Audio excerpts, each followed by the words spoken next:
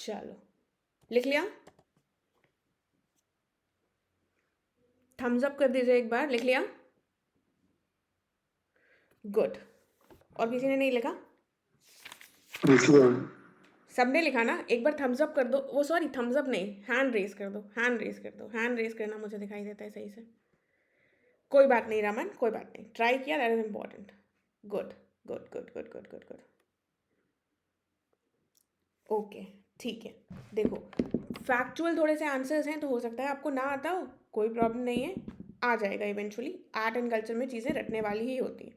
पहले मैं थोड़ा सा स्ट्रक्चर बता दूंगी एंड देन आप लोग अपने पॉइंट्स ऐड ऑन कर सकते हैं। पहला क्वेश्चन क्या है? सिंपल क्वेश्चन है। हमको डिस्क्राइब क्या करना है?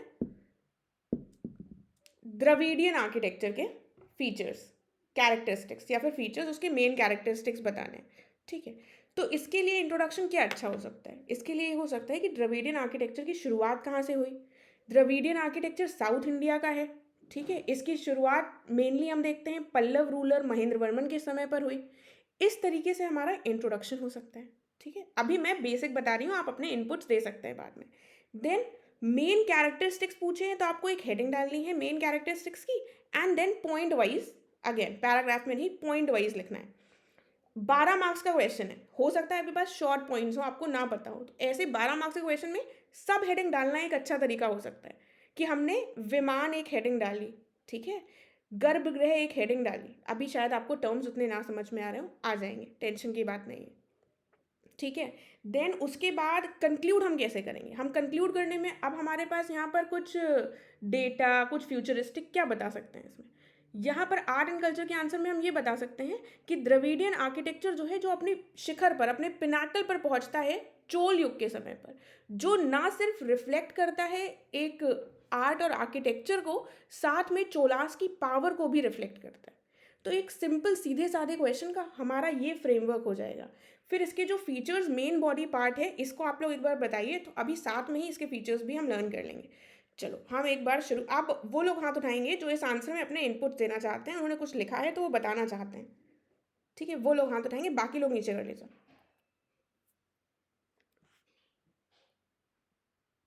सिर्फ सिर्फ उन्होंने ही हाथ उठाया ना? जी मैम। ठीक है, चलो देवांश बताइए।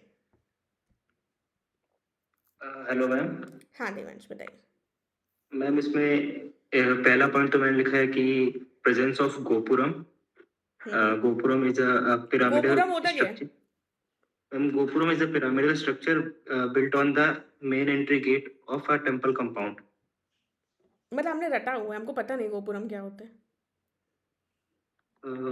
गोपुरम मैम एंट्री में जब एंटर करते हैं टेम्पल कंपाउंड में, तो उस गेट के ऊपर एक स्ट्रक्चर होता है जो kind of similar to the vimana structure of temple, but usually short होता है, but later stages of Dravida temple में वो लॉन्ग हो गया था, जैसे कि मीनाक्षी टेम्पल। एंट्रेंस गेटवे हो गया हमारा। ठीक है, यस मैम। गोपुरम, ठीक है, एक गोपुरम हेडिंग हो गई। फिर क्या हुआ? लेकिन ठीक है, चलो बताओ, फिर बताती हूँ। नेक्स्ट लिखा था enclosed temple compound is enclosed bye a boundary wall. ठीक है, एंड देन स्ट्रक्चर ऑफ विमान विमान क्या होता सराउंडिंग है? विमान था। विमान क्या होता है? विमान द पिरामिडल स्ट्रक्चर जो कि गर्भगृह के ऊपर बना होता है। जो गर्भगृह क्या होता है? मैम गर्भगृह जो मेन सेंक्टम होता है जहाँ पे मूर्ति स्थापित की जाती है, जो जहां पर जो भी। मंदिर में जो हम आज भी देखते हैं मूर्ति रखी रहती है, उसको गर्भगृह कहा जाता है। इसकी अंग्रेजी होती है सैंक्टम सैंक्टोरम। ठीक है, अंग्रेजी यस में भी मैम। गर्भगृह लिखा होगा तो कोई प्रॉब्लम नहीं है। तो विमान कहाँ बना होता है? विमान गर्भगृह के जस्ट ऊपर बना होता है, सेंक्टम सेंक्टोरम के ऊपर। ठीक है, तो विमान और शिखर सेम होते हैं क्या?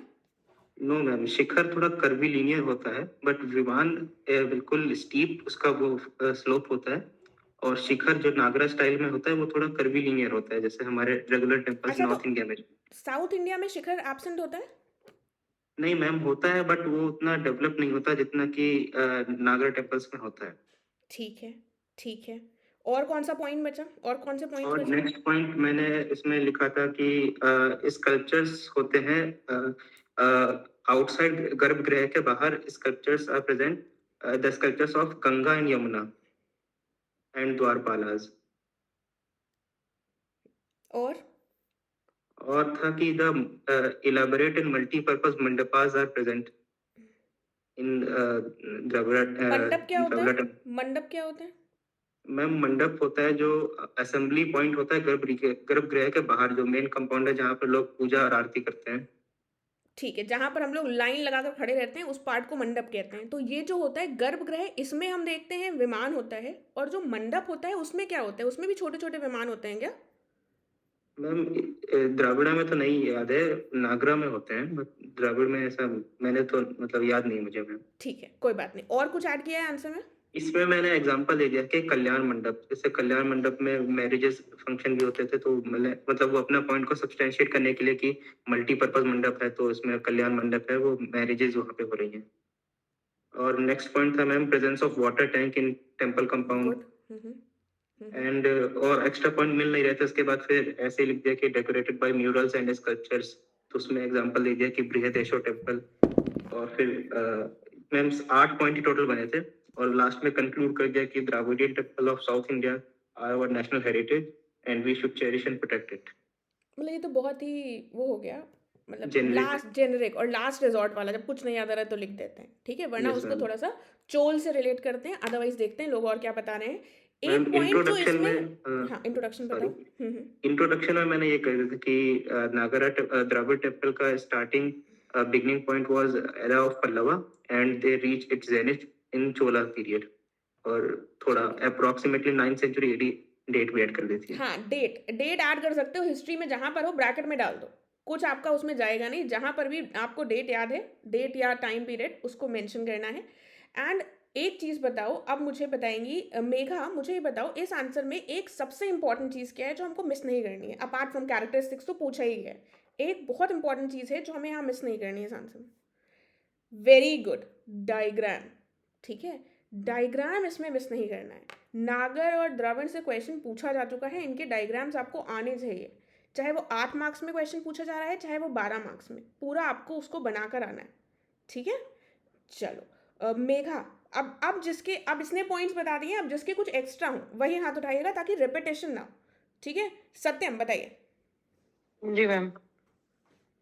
मैम यही तो सारे पॉइंट, बस यही फिगर वाला एक ऐड किया था, और एग्जांपल्स अंदर ना देकर के एक गोला बना करके लिख दिए थे लास्ट में उसको कवर करने के लिए। ठीक है, और कंक्लूजन में वही लिखा है कि वास्तुकला मतलब चोलों के समय में अपने चरम पर पहुंची, और ये भारतीय वास्तुकला का सर्वोत्तम उदाहरण है, और ये भारत के गौरवशाली इतिहास को आज भी, भारत के गौरवशाली इतिहास का आज भी गुणगान कर रहा है। बस इतना। ठीक है, ठीक है। मैम हाँ, मेरा मेघा। एक पॉइंट मैंने ऐड किया था कि जो गर्भगृह है उसको एक नैरो पैसेज से कनेक्ट किया गया था, जिसको अंतरल बोलते हैं, जो ठीक कि है। इसका बेस्ट एग्जांपल है बृहदेश्वर टेम्पल ऑफ तंजौर, मतलब जो, और मैंने इसमें बनवाया था ना, उनका भी नाम ऐड कर दिया, राजराजा फर्स्ट का ऐसे लिख दिया, ये मतलब एग्जाम्पल के तौर पे। ठीक है, ठीक है। और कोई और पॉइंट? मैंने भी मतलब सीधा सीधा यही लिखा भाई, आपकी वाली बात, सीधी बात, नो बकवास। तो वही सीधा द्रविड़ आर्किटेक्चर बिगेन पल्लवा से और क्लाइमेक्स चोला रूलर से, और उसका वही विमान। और मैम मैंने मंडप को डिस्क्राइब किया है कि the inside the premises of temple, north मंडप और classical for the classical dance and the भोग मंडप फॉर द प्रसाद। बिल्कुल कर और सकते हो कि मेन कैरेक्टरिस्टिक्स है, इससे हमारा कंटेंट बढ़ेगा और थोड़े से जेनरिक पॉइंट से अलग हम एक्स्ट्रा लिख सकते हैं। ठीक है, और बताओ। ये दो पॉइंट मैंने जो है ऐड किए हैं इसमें, विमान और गोपुरम को मतलब दोनों को अलग अलग पॉइंट में, और मतलब भाई वाटर टैंक भी है तो ये वो भी वाटर टैंक इसमें। बता चुके हैं। हम्म, ठीक है, और कुछ तो नहीं बचा एक्स्ट्रा? हम्म। ठीक है, सुमन नहीं, बताइए। बट मेरा तो एक पेज में ही आ गया, 12 मार्क्स का तो लग ही नहीं रहा है, मतलब इतना सीधा लिख दिया मैंने, मैं बता ही नहीं सकती हूँ नहीं आपको। नहीं नहीं, 12 मार्क्स का 12 मार्क्स का होना चाहिए एटलीस्ट। हम्म, बट कुछ नहीं आ रहा है तो 2.5 पेज में तो आए, फिर आधा पेज में हम चित्र बनाते हैं, है ना? कोशिश करनी है 3 की, तब हमारा वहां पर कई क्वेश्चंस 2.5 में हो पाएंगे। ठीक है, सारे पेजेस भरना जी is also a challenge and is also important, equally important. ठीक है, सुमन बताइए, कुछ एक्स्ट्रा पॉइंट है आपका? चलो, जो हाथ उठा रहा है उसी से पूछ रही हूँ। विकास, आपको कुछ बताना है? सुमन मैम पर्टिकुलरली हाथ इसमें उठा क्या, रही है।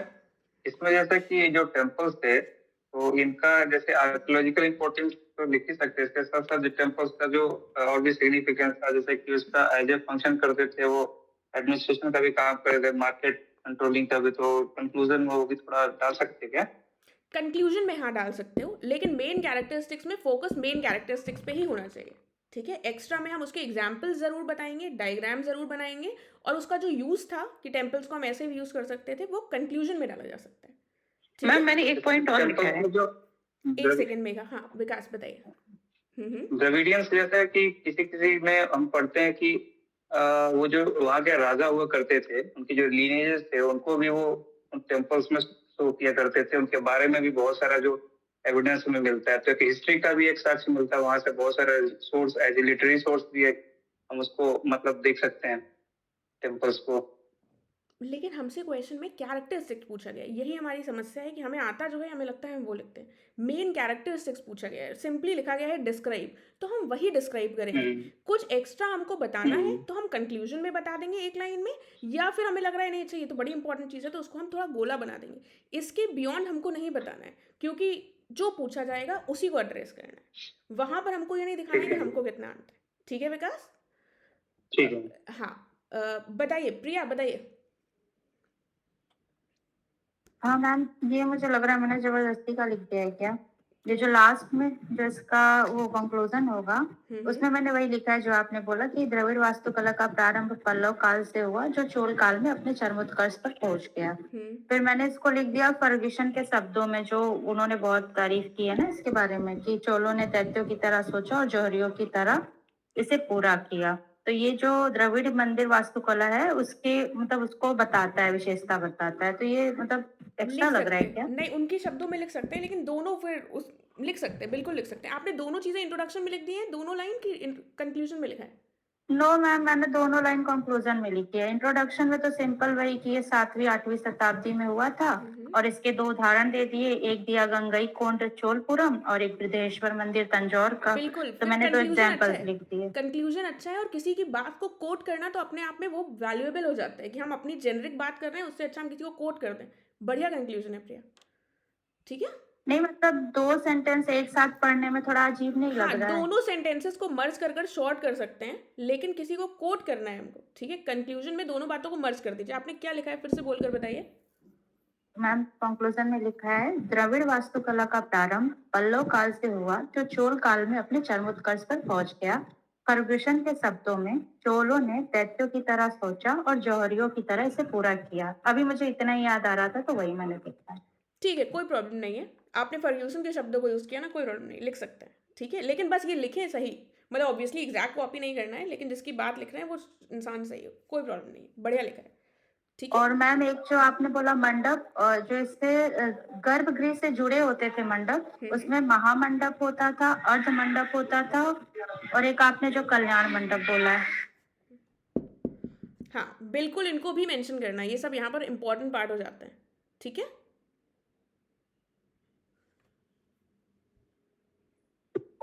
ओके ठीक है प्रिया, ठीक है। एक सेकेंड में, temple has been flourish in the southern region by the Pallavas kingdom, ठीक है, लेकिन 12 मार्क्स के लिए थोड़ा सा छोटा है, इसको थोड़ा सा हमें बढ़ाना पड़ेगा, ठीक है नैन्सी। गर्भगृह और ये सारे पॉइंट्स तो डिस्कस ही हो गए हैं। Indian temple are evolving on rock cut to divinity stands timeless function of symbolism artistic brilliance as Chola great living UNESCO world heritage को कंक्लूड कर देंगे, ठीक है। कभी कोई बात नहीं, कोई प्रॉब्लम नहीं है, हेल्प लेना इज ओके, ठीक है। बहुत ही बकवास बना है, कोई प्रॉब्लम नहीं है, प्रैक्टिस तभी तो करनी है। चलो अब देख लेते हैं। चलो आर्यन, क्या कुछ एक्स्ट्रा पॉइंट है? आप तभी हाथ उठाइएगा, ठीक है। मैम एक डाउट है मैम, जैसे हमने गोपुरम विमाना वगैरह सब डिस्कस करे, तो क्या इनके पॉइंटर्स में हमें अंदर ये भी एक्सप्लेन करना होगा कि ये होते क्या है, या फिर भी directly go to the characteristics? Bracket में लिख दो कि भाई गोपुरम एंट्रेंस गेटवे है, ठीक है, फिर उसके टाइप्स लिख दो, उसको एक्सप्लेन नहीं करना, एक लाइन उसके लिए नहीं बर्बाद करनी है। अच्छा, बस पॉइंटर्स में ही लिखना है, ठीक है। बाकी डायग्राम बनाओगे तो उसमें लेबल करना है, ताकि इंसान को नहीं पता है तो उसको समझ में आ जाए कि गोपुरम क्या लिख रहे हैं भाई, ठीक है। विमान है तो ये टावर है तो ये मेंशन कर दो, ठीक है। मतलब you don't have to waste a line, बस कि शब्दों में शॉर्ट में बता देना है, ठीक है। जी ठीक है, कौन बचा, किससे नहीं पूछा? सुमन पटेल, आपको कुछ बताना है? चलो अब अंकिता, आप कुछ बता रहे हो, पूछ रहे हो? जी मैम। मैम मुझे कंफ्यूजन है थोड़ा। एक्चुअली पहले तो मैं ये बता दूं कि मेरी मेहनत नहीं, क्योंकि मैंने पहले कभी इस टॉपिक को पढ़ा ही नहीं है, तो मैंने गूगल की हेल्प ली। फिर मैं एक ही आंसर लिख पाई। तो जो मैंने आज मैंने मेरा फर्स्ट टाइम ही पढ़ा है इसको, मैं कह सकती हूँ। What I just want to have quickly बता दूंगी। मैंने जो इसका जो इंट्रोडक्शन लिखा है वो इस तरीके कि southern style Indian architecture temple characterized by pyramidal vimanas, gopuram, compound wall and garbhagriha, इतना लिख के इंट्रोडक्शन खत्म कर दिया। उसके बाद इसकी हिस्टोरिकल एट्रीब्यूट लिखी, उसमें 2 पॉइंट्स लिखे। आर्किटेक्चरल फीचर लिखा है, उसमें 1 2 3 4 पॉइंट्स है, जिसमें कंपाउंड वॉल को मतलब इट्स लाइक इन बस 4 से 5 वर्ड्स में। enclosed within a compound wall, front entrance is known as gopuram, main temple looks like stepped pyramid with a shikara at the top। मतलब इस तरीके से बहुत ही शिखर, हाँ sorry, Shikhar at the top, sorry. So it's like इस तरीके से बहुत ही कम। और साइड में उसी पेज के साइड में एक वो बना दिया डायग्राम। इसका diagram I made. Then I came on to the classification में टिक मार्क करके, मतलब वो आपका लाइन फ्लो चार्ट टाइप में बना के लिख दिया है कि these are square shaped called kuta, then gaja prishtha elephant shaped, rectangular shaped, elliptical shaped and vritta और सर्कुलर शेप्ड। केवल mention, just mentioning. Then I came to the contribution. सुनो, कुछ चीजों को हमें थोड़ा सा बताना भी होगा। 12 मार्क्स का है, सिर्फ 1 वर्ड में छोड़कर नहीं आना है। ये समझो कि जो आंसर पढ़ रहा है उसको पता भी चलना चाहिए। स्ट्रक्चर मैंने बता दिया, उसको फोकस करना है। 8 मार्क्स में हमारे पास ज्यादा पॉइंट्स होते हैं तो हम सिर्फ कीवर्ड लिखकर छोड़ देते हैं। 12 मार्क्स में हमको 2-2 लाइन में थोड़ा सा बताते हुए चलना है। ठीक है, ठीक है, दैट इज जी जी जी। तो कंट्रीब्यूशन में जैसे मैंने by Pallavas and by Cholas लिख के अगर उनके आगे एग्जाम्पल लिख दिए कि पल्लवास का कंट्रीब्यूशन है, like example temple Mahabalipuram, then by Cholas contribution heading की यहाँ पर जरूरत नहीं है। यहाँ पर यहाँ पर हमें कंट्रीब्यूशन हेडिंग की जरूरत नहीं है। हमें हेडिंग वो डालनी है जो हमें पूछा गया है। हमसे क्वेश्चन में क्या सीधा बात पूछी गई है, मेन कैरेक्टरिस्टिक्स, एक हेडिंग वो होगी। सब हेडिंग्स में उसके जो फीचर्स हैं, जो उसके कैरेक्टरिस्टिक्स हैं, उनके बारे में, उनके कुछ सब पार्ट्स हैं, मंडप इतने प्रकार के होते हैं, वो हम बताएं। ठीक है, उसी पर फोकस करना है। एक्स्ट्रा में अब पल्लवा ने बनाया, चोल के जेनिथ पे पहुंचा, वो हमने इंट्रोडक्शन में बता दिया, या फिर हमने कंक्लूजन में बता दिया, या फिर हमने कंक्लूजन में बता दिया कि कैसे वो एक सिग्निफिकेंट पार्ट थे उस समय के साउथ इंडियन सोसाइटी के, सोशल, कल्चरल, पॉलिटिकल, हर जगह से सिग्निफिकेंस थे, हर तरीके से ये बता दिया। यूनेस्को के वर्ल्ड हेरिटेज साइट बता दिए, टेम्पल्स, एग्जाम्पल्स को अलग से ऐड कर दिया। स्ट्रक्चर आंसर का यही रहेगा। ठीक है, अभी आपने पहली बार लिखा है तो अभी शायद उतना, हाँ, तो उतना क्लियर पहली बार में नहीं होता। धीमे धीमे इवेंचुअली चीजें समझ में आ जाएंगी। ठीक है, तो टेंशन मत लो। अभी एक बार मॉडल आंसर भी पढ़ोगे, एक बार फिर से मैं इस आंसर को बोलूंगी तो समझ में आएगा। ठीक है जी जी, ठीक, ओके, थैंक यू। ठीक है, अब इस आंसर में कुछ ऐसा खास तो था नहीं, इंट्रोडक्शन और कंक्लूजन आ गया। कौन, मुझे इसके कैरेक्टरिस्टिक्स लाइन वाइज उस मंदिर में अपने आप को इमेजिन करो, और जहां से शुरू होता है सब, या तो बाहर से शुरू करो या तो गर्भगृह से शुरू करो। ठीक है, सारे पॉइंट्स ये रटे होने चाहिए कि गर्भगृह ये होता है इतने प्रकार का, फिर शिखर, फिर विमान आया, फिर शिखर आया, विमान में ऐसे ऐसे जीने टाइप का बना होता है, फिर मंडप होता है, फिर गोपुरम होता है, उसके बाद हमारा वाटर टैंक होता है। ये सारे कुछ 5-6 पॉइंट्स हैं मेजर जो हमको पता होने चाहिए। कौन बताएगा उस सीक्वेंस में, ताकि ये वाला टॉपिक आपका अभी खत्म हो जाए, अगर कैरेक्टरिस्टिक्स पूछे जाता है। कौन बताएगा? मेघा बताएंगी?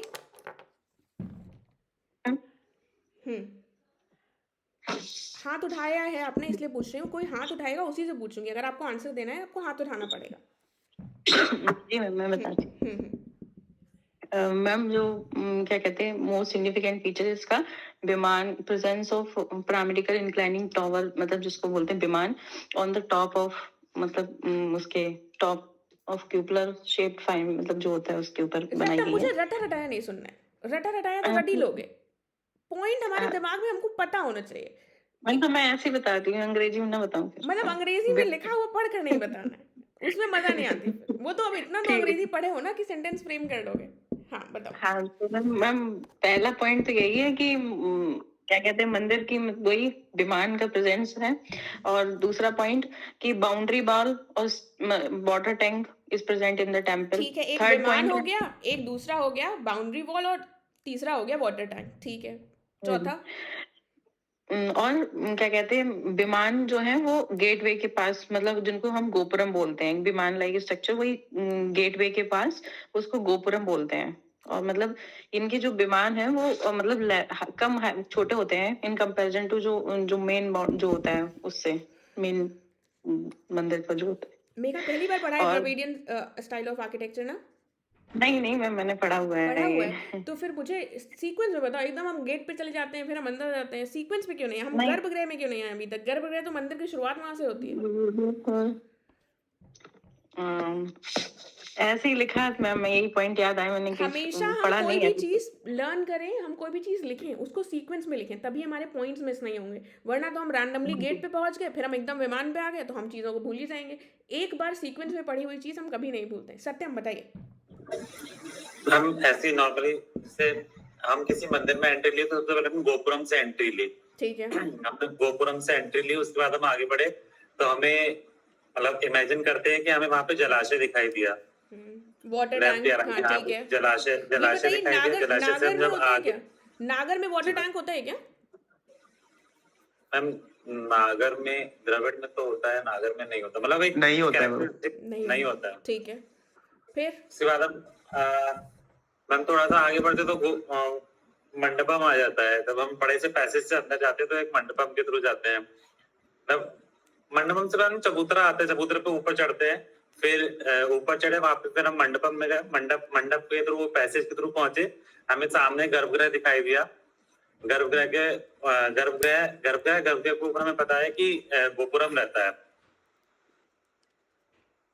गोपुरम हो गया। और ये शिखर हो गया मैम, शिखर रहता है वहां पे। कंफ्यूज पंचायतन शैली क्या होती है? गर्भगृह में क्या होता है? पंचायतन शैली पाई जाती है क्या? मैंने रिवाइज नहीं किया था उतना। वैसे क्या होता है? पंचायतन शैली क्या होती है मंदिरों में? पता नहीं। एक सेंटर में डायरेक्ट और चारों कॉर्नर में नागरा स्टाइल। हम मैम बता उसमें नागर सहायक स्टाइल देव क्या होता है प्रिया? मैम उसमें सहायक देवी देवताएं होते हैं जो उनके साइड साइड में 4 कॉर्नर पे मंदिर हो बस जाते हैं। 5 भगवान होते हैं, एक बीच में भगवान हो गए, 4 बगल वाले। चलो ओमेश्वर, सम अप कर दो कौन कौन से इंपॉर्टेंट पॉइंट्स हैं, जल्दी से बता दो। इसके क्या द्रविडियन आर्किटेक्चर के क्या इंपॉर्टेंट पॉइंट्स हैं? हम सबसे पहले बाउंड्री वॉल है, इनका एसेंशियल फीचर है। फिर गोपुरम है, ठीक है, अंदर टेम्पल टैंक है, टेम्पल टैंक हो गया, उसके बाद फिर मंडपम हो गया, फिर सेंटम सेंटोरम हो गया, गर्भगृह, उसके ऊपर ये विमान हो गया। ठीक है, विमान हो गया। शिखर होगा कि नहीं? हाँ, विमान के ऊपर शिखर हो गया। ठीक है, और ये अंतराल क्या होता है? मतलब ये पैसेज होता है जो लीड करता है मंडपम से लेके गर्भगृह तक। ठीक है, कुछ एग्जांपल्स हैं क्या इसके? हाँ मैम, एक बृहदेश्वर जैसे गोपुरम में एग्जाम्पल आता है, मीनाक्षी अम्मन टेम्पल मदुरई वाला, वो फेमस है उसका। फिर इसमें पिरामिडल जो स्ट्रक्चर है इसका, इसमें आता है बृहदेश्वर टेम्पल आ जाता है, 2-3 उसी में आ जाते हैं। टेम्पल टैंक वाला भी उसी में आ जाता है। ठीक है, और जो विमान हमने बात करी, विमान में कैसा किस तरीके का स्ट्रक्चर होता है? मैम पिरामिड स्ट्रक्चर होता है वो, मतलब स्टेप्स होते हैं। जैसे इसमें नागर में कर्वीलिनियर होता है, इसमें पिरामिड होता है। ठीक है, उसमें कर्वीलिनियर होता है, इसमें pyramid, stepped pyramid. Very good. ठीक है, तो अभी मैं एक बार इसके कैरेक्टरिस्टिक्स फिर से पूछूंगी। अब हम आ जाते हैं नेक्स्ट क्वेश्चन में। सीधा क्वेश्चन था, सीधी बात करनी है, इधर उधर की कहानी नहीं बनानी है। इस क्वेश्चन से हमको ये समझ में आ गया। दूसरा क्वेश्चन क्या है? दूसरा क्वेश्चन जो आंसर देगा वो बताए। दूसरा क्वेश्चन भी हमारा 12 मार्क्स का है। क्वेश्चन में पूछा गया है,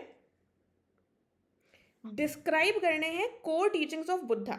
उसके बाद दूसरा पार्ट ऑफ द क्वेश्चन है एक्सप्लेन करना है उसके सिग्निफिकेंस को। यानी कि हमसे 2 पार्ट पूछ लिए गए हैं, 2 चीज़ें पूछी गई हैं, तो मेन बॉडी में 2 हेडिंग्स होंगी। ठीक है, इंट्रोड्यूस हम इस आंसर को कैसे कर सकते हैं? बुद्धा से संबंधित है, बुद्धा की टीचिंग्स है, तो हम कुछ बता सकते हैं कि बुद्धिज्म की शुरुआत कैसे हुई। थोड़ी सी कहानी हम यहाँ से लपेट सकते हैं। देन पहली हेडिंग में हम कोर टीचिंग्स में आ जाएंगे, दूसरी हेडिंग में हम आ जाएंगे उसकी सिग्निफिकेंस क्या है मॉडर्न वर्ल्ड में। ठीक है, उसको हम कहीं ना कहीं मॉडर्न वर्ड के बारे में बताएंगे तो एग्जाम्पल से रिलेट कर सकते हैं। एग्जाम्पल में मॉडर्न वर्ड में ऐसी क्या चीज़ें हैं जो हम यहाँ पर सिग्निफिकेंट हो सकता है बुद्धिस्ट फिलॉसफी का। देन कंक्लूड कैसे कर सकते हैं? कंक्लूजन में हम बता सकते हैं कि किस तरीके से ये जो बुद्धिस्ट फिलॉसफी है उसका रेलेवेंस आज कई ज़्यादा बढ़ गया है, क्योंकि आज के ज़माने में जो बुद्धा प्रीच करते थे चीज़ों को, वही चीज़ें एब्सेंट दिख रही हैं। मटीरियलिज्म बढ़ गया है, वायलेंस बढ़ गया है, तो कहीं ना कहीं उसका जो रेलेवेंस है वो सबसे ज़्यादा वर्तमान में है। एक मोटा मोटा स्ट्रक्चर समझ में आ गया क्या होगा आंसर का। अब आपको अपने इनपुट्स देने हैं, क्या होगा, क्या लिखा है आप लोगों ने। जल्दी से निपटा लेते हैं, जिसको आंसर देना है वो बताएगा। सुमन पटेल, आपने हाथ उठाया है, आप बताओगे कि नहीं? मैम मुझे कुछ समझ में नहीं आ रहा है, कहाँ से इसका सोर्स पढ़े। मुझे ये टॉपिक ही नहीं समझ में आ रहा है। टॉपिक सुनो, तुम मुझसे अलग से पूछना, मैं बताती हूँ, ठीक है? पहली बार पढ़ा है, आज कुछ नोट्स वगैरह यस मैम। बनाए हैं? मैम आज तो मैंने कुछ नोट्स नहीं बनाया, बस मैं मतलब हिस्ट्री, एशियंट हिस्ट्री के लिए मैं एनसीईआरटी फॉलो करती हूँ। चलो ठीक है, और जो लोग इस कैटेगरी में फॉल करते हैं, जिनको कुछ समझ ही नहीं आ रहा है, वो लास्ट में रुकेंगे, उनको मैं अलग से बता दूंगी, सबका टाइम नहीं वेस्ट करते हैं, ठीक है? सुमन जाना नहीं, एंड में बात करते हैं, ठीक है? ओके चलो। मैम। हाँ, रिया आप बताओगे कुछ पॉइंट्स? मैंने एक चीज की है, मुझे आपसे पूछना है कि ऐसा करना सही है बाकी आंसर्स में कि नहीं। तो जो बुद्धास की टीचिंग है, जैसे 4 नोबल ट्रूथ्स, 8 फोल्ड पाथ, तो मैंने क्या किया है कि जैसे मैंने 4 नोबल ट्रूथ्स लिखे हैं, उसके अंदर सफरिंग और कैसे सफरिंग एंड होगी ये सब डिस्क्राइब किया है। एंड देन मैंने ऐसे ऐसे लाइन खींच के दिया है कि मॉडर्न वर्ल्ड में इसको कैसे यूज कर सकते हैं, कि इससे क्या फायदा होगा। तो मैं इसको यहीं पे लिखूं या फिर मैं अलग से हेडिंग दूं? क्योंकि इसके 2 पार्ट्स हैं, एक ही लाइन में पूरी बात नहीं पूछी गई है। एक पार्ट में अलग से हमसे उसके कोर प्रिंसिपल्स पूछे गए हैं, कोर टीचिंग्स पूछी गई हैं, दूसरे में उनका सिग्निफिकेंस पूछा गया है। इसलिए बेटर तरीका ये है कि जो पहले पूछा गया है उसको पहले एड्रेस करें, जो बाद में पूछा गया है उसको बाद में एड्रेस करें, ठीक है? ओके मैम, पर मैंने ये सोचा कि बार बार सेम बात रिपीट करनी होगी, तो सोचा मैं 4 नोबल ट्रुथ का जो मॉडर्न वर्ल्ड में फायदा है मैं बात वो को उसको एक वही अब डाल दूं। यहाँ, हाँ, बात को रिपीट करना है। रिपीटेशन कई सारे आंसर्स में दिखेगा कि पहले पार्ट में भी यही पूछा है, दूसरे में भी यही पूछा है, सेम सेम लगेगा, बट देन वहीं पर हमको अपने शब्दों से खेलना होता है। सामने वाले को ये नहीं लगना चाहिए कि हमने सेम बात को रिपीट कर दिया। थोड़ा सा हमको वोकैबुलरी अगर होगी, हमारे पास थोड़े से शब्द होंगे, तो हम डिफरेंटली उसको प्रेजेंट करेंगे, ठीक है? वो हमको इवेंचुअली आएगा। एक दिन में अगर चीज़ें आ जाती तो मेन सब लोग क्वालिफाई ना कर लेते, ऐसा नहीं होता, ठीक है? चलिए विकास बताइए कैसे लिखेंगे, क्या पॉइंट्स हैं?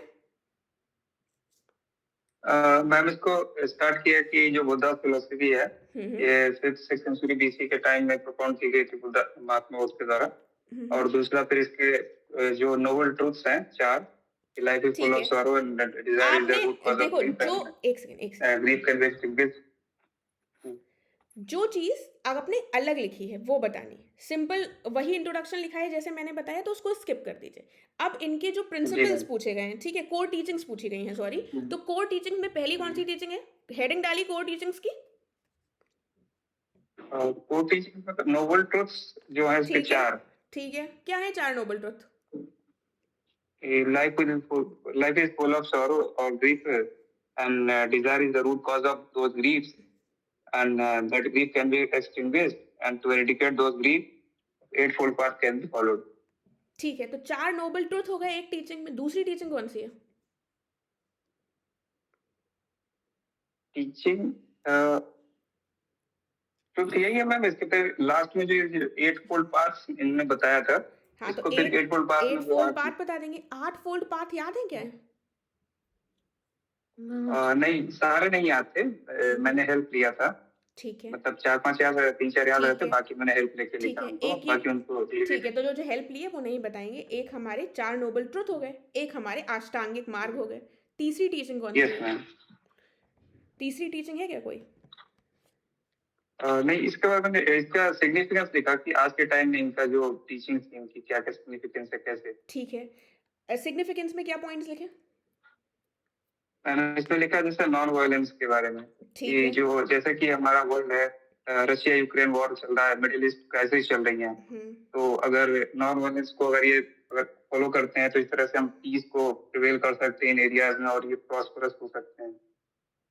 दूसरा नेसेसिटी को, जैसे कोविड के टाइम में जैसे जो सैनिटेशन वगैरह को जैसे उन्होंने बोला था कि इसको मतलब जो प्योरिटी होती है उसको फॉलो करना चाहिए, तो वो चीज उस टाइम में थोड़ा सा रिलेवेंट थी। ब्रदरहुड हो गई, ह्यूमनिज्म। मतलब कि हमने लपेटा है, हमें एग्जैक्टली पॉइंट्स नहीं आ रहे, ऐसे तो हर चीज को हम इसको तो हम हर चीज से कनेक्ट कर देंगे ना, ठीक है।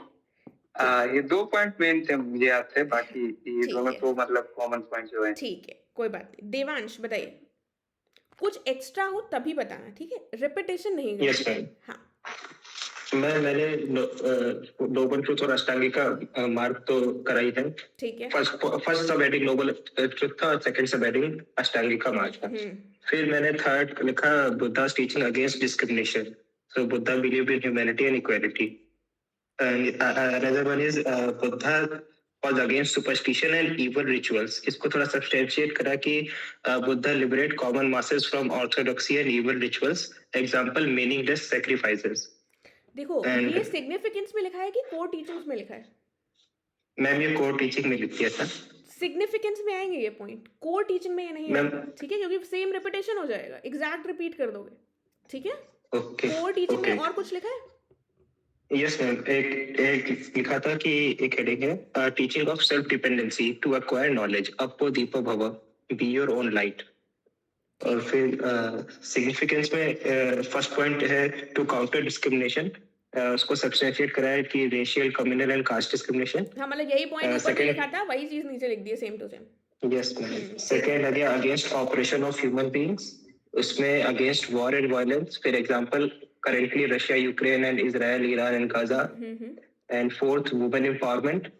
Fifth moral conduct of individuals, उसमें ethical and happy society. Women empowerment में against- कैसे क्या लिखा है? मैम वुमेन एम्पावरमेंट में कुछ बस खाली वुमेन एम्पावरमेंट लिख के छोड़ दिया अच्छा कुछ। ठीक है। और 6 पॉइंट अगेंस्ट टॉक्सिक कंज्यूमरिज्म। ठीक है, उसके ये तो बाद इम्पोर्टेंट पॉइंट है, conclude वो करा है मध्यम कि- मार्क देते हैं, ठीक है। Yes, ma'am. फिर conclude करा current modern world definitely needs teaching of Buddha to solve many issues like war, pollution, inequality, etc. बस। ठीक है। बाकी जो कोर टीचिंग्स में है उसमें हमने कुछ मिस किया है क्या? सिद्रा बताइए, कुछ कोर टीचिंग्स में और आ सकता है क्या, या इंट्रोडक्शन में कुछ एक्स्ट्रा लिखा है क्या इसके बियॉन्ड? इंट्रो में लिखा है Buddhism focus on compassion, meditation, pursuit of wisdom. और फिर कोर टीचिंग्स जो है फोर नोबल ट्रुथ्स। एंड उसके बाद लास्ट में लिखा है कि आजकल की today's problems like stress, inequality को भी एड्रेस करता है। यस, Buddhism स्ट्रेस के वाला principles। पॉइंट एक हो जाएगा। इंट्रोडक्शन हम थोड़ा डिफरेंट ट्राई करेंगे, क्योंकि कंपैशन और ये सब हमारा मेन बॉडी पार्ट में वही आएगा। हमें हमेशा ये कोशिश करनी है कि जो हमारा इंट्रोडक्शन हो वो एग्जैक्टली मेन बॉडी पार्ट ही ना हो जाए, और जो कंक्लूजन हो, कई बार लोग जिस्ट लिख देते हैं, जिस्ट का मतलब समराइज कर जो हमने लिखा है वो, बट ये चीज़ें हमें लास्ट में करनी है जब कुछ नहीं आ रहा। अभी हम इनिशियल फेज में कि हम उसको और बेटर कर सकते हैं, तो यहाँ पर हमको अवॉइड करना है, ठीक है। प्रिया बताइए, सॉरी सिद्रा, कुछ और पॉइंट बचा? जी मैम, लास्ट में बस यही कंक्लूड कर दिया है कि जो माइंडफुलनेस, कंपैशन है, ये मॉडर्न टाइम की नीड है और बहुत ही आज की जनरेशन इसको एम्फसाइज करती है और अडॉप्ट करती है। ठीक है, ओके। प्रिया बताइए। मैम मैंने यही गलती कर दी कि इसमें भावनाओं में रह गई। इसमें हाथ में दीपो भव में फॉलो करती, मैंने उसको ही पहले लिख दिया, ये गलती कर दी है। इससे दो चीज जोड़ी जा सकती है, एक क्षणिकवाद और एक प्रतीत समुत्पाद। वो मुझे अब भी याद आया है, तो मैंने वो लिखा है। और इसका जो सेकेंड पार्ट है, मतलब जो इसका महत्व है, मैं उसको थोड़ा दूसरी तरीके से लिखा है। हाँ, जैसे मैंने इसका लिखा है कि मध्यम मार्ग का अनुसरण, तो ठीक है। इसमें करंट का जोड़ दिया कि जो अर्मेनिया और अजरबैजान के मध्य भौगोलिक क्षेत्र विभाजन संबंधी सुलह लिख दिया, तो ये क्या सही है? फिर इसी तरह इनका मध्यम मार्ग क्या था? मध्यम मार्ग से इनका मतलब मध्यम क्या था? मार्ग ये था कि इन्होंने बीच का रास्ता अपनाया, ये नहीं कि आपस में लड़े। तो उन्होंने वो भौगोलिक क्षेत्र का मतलब उन्होंने वार्तालाप की एक तरह आपस से। में ना लड़ने वाला जो पॉइंट आ जाएगा, वो तो नॉन वायलेंस को बढ़ावा देते थे, अहिंसा की बात करते थे, ठीक है, वहां पर यही मैम, इसी वजह यहाँ से पर मध्यम मार्ग हमारा मटीरियलिज्म की, हम एकदम ही एसेटिज्म वाली जिंदगी ना जिए, ना ही एकदम कंज्यूमरिज्म वाली, भौतिकतावादी Okay, और एकदम ही वैसे वाले के बीच में एक्सट्रीमिटीज को अवॉइड करना है, ठीक है। तो Yes, उसमें ma'am. वो वाला एग्जाम्पल हमको बैठाना पड़ेगा नॉन वायलेंस में, ठीक है। ठीक है, तो वही चीज है। फिर इसी तरह ये भी, इसीलिए मुझे कंफ्यूजन था। एक था अहिंसा पर बल, तो यहाँ पे मैंने एनपीटी का लिख दिया कि इसके लिए ये एनपीटी जैसे निशस्त्रीकरण हेतु जो बाध्यकारी संधि लाई गई है वो है।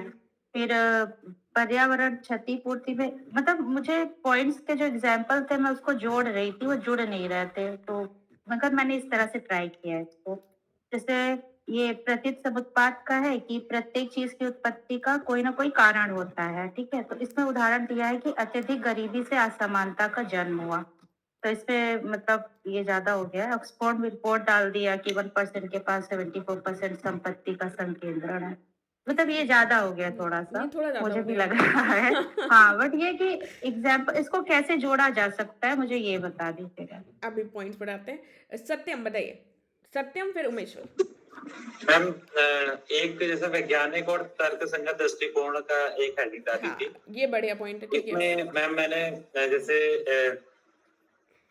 उसमें इसको मैं कहीं मतलब लिंक, मुझे एग्जाम पे लिंक करने का वो नहीं समझ में आया कहाँ कर सकते हैं वैज्ञानिक और उसके अलावा मैंने एक ध्यान और मानसिक शांति का एग्जाम्पल दिया था, जैसे आज ये बहुत इंपॉर्टेंट है। अभी ये किसी ने और ने भी बोला था, शायद सिद्रा ने बोला था, किसी ने बोला था, ये मेंटल वेलबीइंग बहुत इंपॉर्टेंट पॉइंट है। ध्यान, और इसमें मैम मैंने एग्जाम्पल दिया विपासना केंद्र और माइंडफुल जो थे, और एक पर्यावरणीय संतुलन का दिया है, उसमें मैंने एग्जाम्पल दिया है जैसे वैश्विक विश्व के द्वारा जो एसडीजी गोल्स को हम अपना रहे हैं वो पर्यावरणीय संतुलन के लिए अपना रहे हैं, और इसमें एक एग्जाम्पल दिया है संधारणीय विकास की अवधारणा, जैसे भविष्य के लिए जो बचा के रख रहे हैं। ठीक है। और मध्यम मार्ग में मैंने वही दिया था, भोग एवं त्याग की अति से बचने का संदेश दिया था इन्होंने। हाँ। वही था ना इसका। बढ़िया बढ़िया। यही मतलब मैंने एकदम और कंक्लूजन नहीं लिख पाया था क्योंकि मैं बहुत सोच के लिख रहा था, बहुत टाइम बाद लिख रहा हूँ मैं, तो ठीक है। जैसे अभी मुझे याद आया, अभी किसी ने, देवांश ने शायद बोला था विमेन एम्पावरमेंट। विमेन एम्पावरमेंट की जगह विमेन इक्वालिटी पॉइंट लिखा जाता है। उनकी टीचिंग से हमको एक सिग्निफिकेंस के पॉइंट में ये लिख सकते हैं, विमेन जेंडर इक्वालिटी, ठीक है। यानी कि क्या हुआ, लैंगिक समानता। लैंगिक समानता, ठीक है। उमेश्वर बताओ। हाँ हम इसमें सिग्निफिकेंस में 2 पॉइंट्स हैं। मुझे मैं बताओ उमेश्वर, कोई कोर टीचिंग बची क्या? हम कोर टीचिंग तो ये 4 नोबल ट्रूथ्स हो गई थी चारों, 8 फोल्ड पाथ हो गई थी, और ये 3 यूनिवर्सल ट्रूथ्स भी थे इनके। Very good. 3 यूनिवर्सल ट्रूथ्स क्या थे? मतलब एक तो इम्परमानेंस था, वो मतलब everything is changing, nothing is permanent. हाँ ठीक है। फिर एक ये अनित्यता अनाथ सोललेस करके दिया था इन्होंने, अनाथ सोललेसनेस उसको बोलते थे कि no there is no permanent और यूनिवर्सल सोल। ठीक है। हम तीसरा हमको याद नहीं आ रहा था। दुख, दुख, दुख है, दुख रहेगा, ठीक है। एक तो था कि कोई भी चीज परमानेंट नहीं है, अनित्यता करके, ठीक है। एक हो गया दुख, तीसरा कौन सा हुआ? अनिका, ठीक है। इसी को शायद अनित्यता बोलते हैं। हाँ, तीसरा क्या हुआ? दुख। अरे नो सेल्फ, ठीक है। कोई सेल्फ, दुख तो मैंने बता दिया, ठीक है। हाँ, वो जो नो सेल्फ है वो शायद वही है, अनाथ अनाथ है। हाँ, अनाथ, और उसकी हिंदी क्या है? अनाथ, वो अनिक है, अनिक इम्परमानेंस वाला अनिक है। अनिक, अनाथ और दुख, ये 3 हो गए। अनिक का मतलब क्या है? ये इम्परमानेंस है, कोई भी जैसे चीज नथिंग परमानेंट नहीं है। दुख सब जगह है, ये हो गया। और तीसरा क्या है? वो नो सेल्फ, जो अनाथ है, सोलनेसनेस, मतलब there is no universal soul. No universal soul, जिससे कि इंसान का ईगो कम हो जाए। 3 ये यूनिवर्सल ट्रुथ थे। और इसके अलावा कोई कोर टीचिंग में बचा क्या पॉइंट? नहीं मैम, अब तो याद नहीं मुझे, यही लिखे थे। ठीक है। प्रिया, कोई पॉइंट बचा क्या इसके अलावा? मध्यम मार्ग वाला पॉइंट कवर कर चुके हैं हम। इसके अलावा रिया बताओ। इंटेंशनल कर्मा। कौन सा कर्मा? इंटेंशनल कर्मा मतलब मॉरल इंटेंशन होना चाहिए आपके कर्मा के पीछे। ये सिग्निफिकेंस में थोड़ा फायदा है इसको लिखने का। हाँ हाँ। कोर टीचिंग्स में बेस मेनली हम लिखेंगे 4 नोबल ट्रुथ, अष्टांगिक मार्ग, 3 यूनिवर्सल ट्रुथ, ठीक है। और उसके बाद हम लिखेंगे इनका मध्यम मार्ग की बात, और कंपैशन और करुणा पर भी इनका फोकस था, वो भी इनकी कोर टीचिंग में आ सकता है। तो ये 4-5 पॉइंट्स हम लिख देंगे। अब जैसे हमारे 8 फोल्ड पाथ हैं, तो उसका, हाँ, compassion and tolerance to other sects, ठीक है। शायद हो सकता है मैं थोड़ी जल्दी बोल रही हूँ, तो अगर किसी को ना समझ में आ रहा हो तो वो बता दें, ठीक है। हाँ, करुणा और अहिंसा का पॉइंट लिख सकते हैं। अब एक जो 8 नोबल अष्टांगिक मार्ग है, इसको मैं ट्रिक बता देती हूँ कैसे लर्न करना है। इसको लर्न कर सकते हैं सेल, सीएम, इंटेंशन, व्यू। तो सीएम का व्यू और इंटेंशन क्या है? सेल करना, ठीक है। सी का मतलब हो गया कॉन्सेंट्रेशन, ठीक है। एम का हो गया माइंडफुलनेस, इंटेंशन और व्यू तो हो ही गया, और उसके बाद सेल का है स्पीच, एक्शन, लाइवलीहुड और एफर्ट। ठीक है, तो ये 8 आप भूलेंगे नहीं एग्जाम में अगर कहीं पर भी लिखना हो। लाइव स्कैम, ठीक है, परफेक्ट, तुम लोग तो ज़्यादा होशियार हो। ठीक है, तो ये भी लर्न कर सकते, कुल मिलाकर लर्न होना चाहिए। ठीक है, इसके बाद दूसरा पार्ट ऑफ द क्वेश्चन क्या है? सिग्निफिकेंस। सिग्निफिकेंस उमेश्वर बता।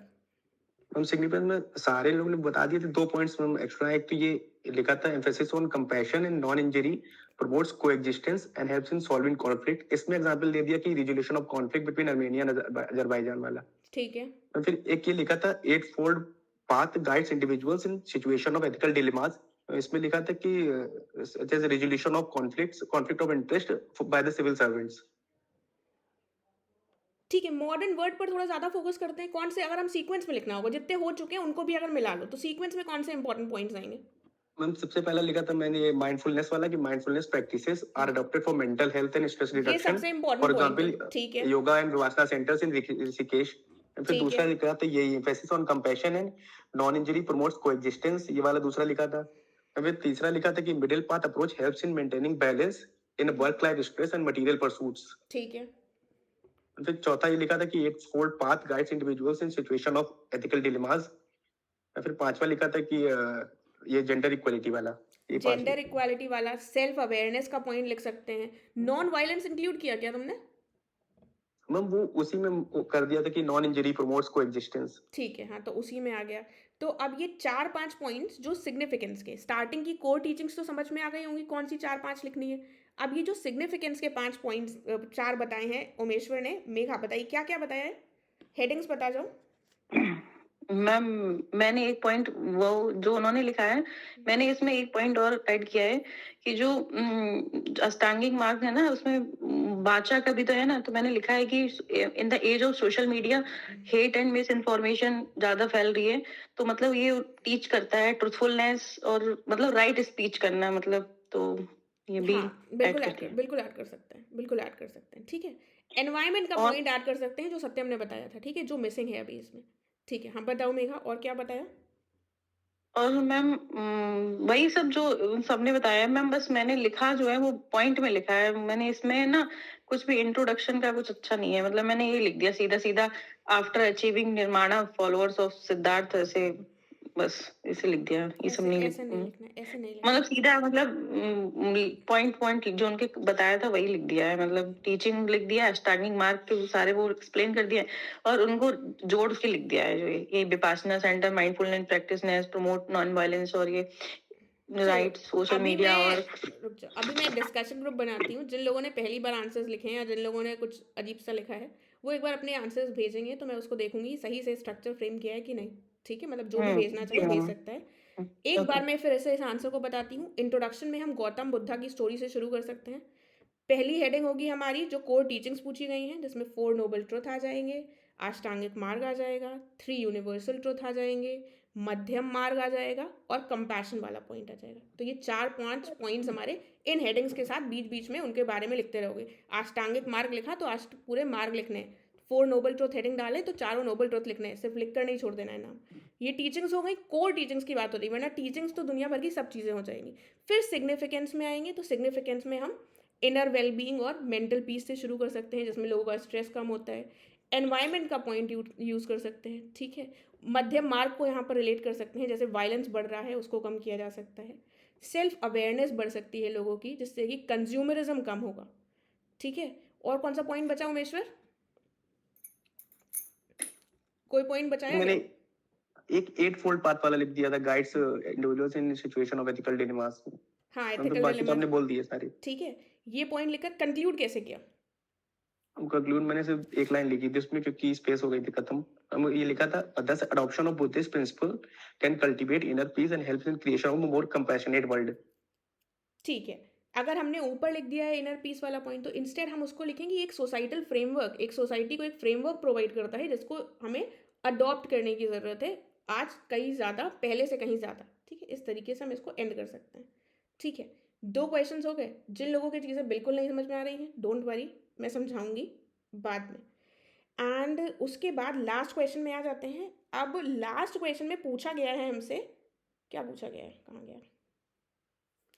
Y is the Gupta period called the golden age of ancient period. यहाँ पर हमसे सिर्फ पूछा गया है क्यों कहा जाता है, और वो 8 मार्क्स का क्वेश्चन है।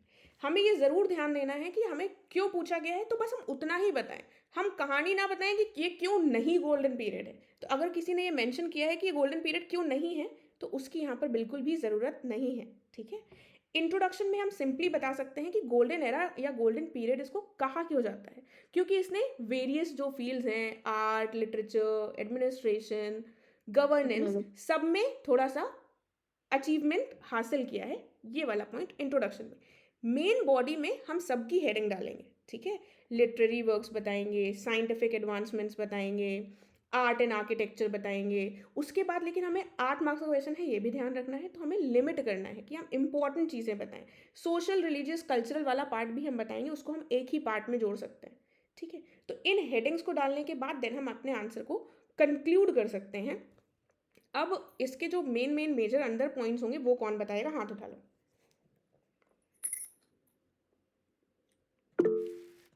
बताओ देवांश।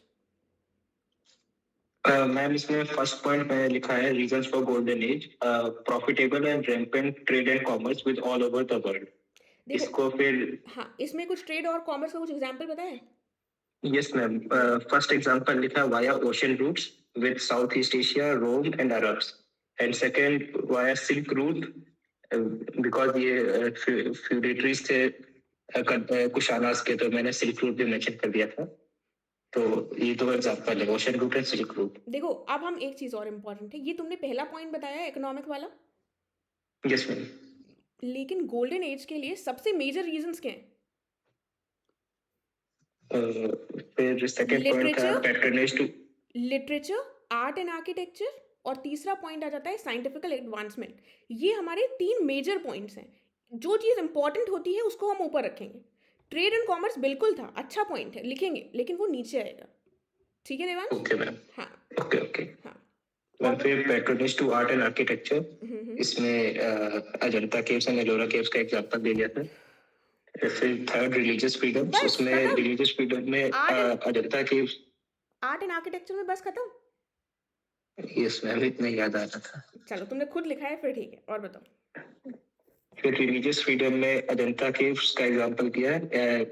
इन Ajanta caves the sculptures and temples belongs to Hinduism, Buddhism and Jainism. फिर fourth example beginning of Nagara style temples, उसमें एग्जांपल याद नहीं आ रहा था तो मैंने लिख पाया, लेकिन अब याद आ रहा है, वो दशावतार टेम्पल का एग्जांपल था। और फिर मैम सिक्स था कि presence of many scholars in the court of Gupta's, इसमें एग्जांपल कालिदास, वराहमीर। बस यही 2 एग्जांपल याद आ रहे थे। फिर मैम बाकी टाइम खत्म हो गया, इतना ही लिख पाया था बस। ठीक है, कोई बात नहीं। सिद्रा बताइए। मैम इंट्रो में मैंने गुप्ता एम्पायर का थोड़ा सा लिखा है कि गुप्ता एम्पायर 320 to 550 CE, हाँ, ये रटा वो हुआ था मुझे। ठीक है, उसको ब्रैकेट में, टाइम पीरियड हमेशा हाँ। ब्रैकेट में, ठीक है। ओके ओके, हाँ, classic in Indian artistic expression, बस इतना लिखा है। और फिर Gupta art and architecture epitomise India golden age, question से उठा के influencing sculpture, temple design, literature and science. और फिर एडमिनिस्ट्रेशन ऑफ गुप्ता पीरियड, ये पूछा नहीं है लेकिन मेरे नोट्स में था, तो मैं थोड़ा सा लिंक करने की कोशिश की है कि this is highly organised thriving economy based on agriculture and trade, religious tolerance, presence of Hinduism, Buddhism and Jainism. इसके बाद Gupta period arts celebrated for the unmatched glory, intricate beauty, religious themes. और फिर देखो, इतने फैंसी वर्ड्स की जरूरत नहीं है यहाँ पर कि हाँ, सेलिब्रेटेड फॉर वो ब्यूटी, रटा हुआ है।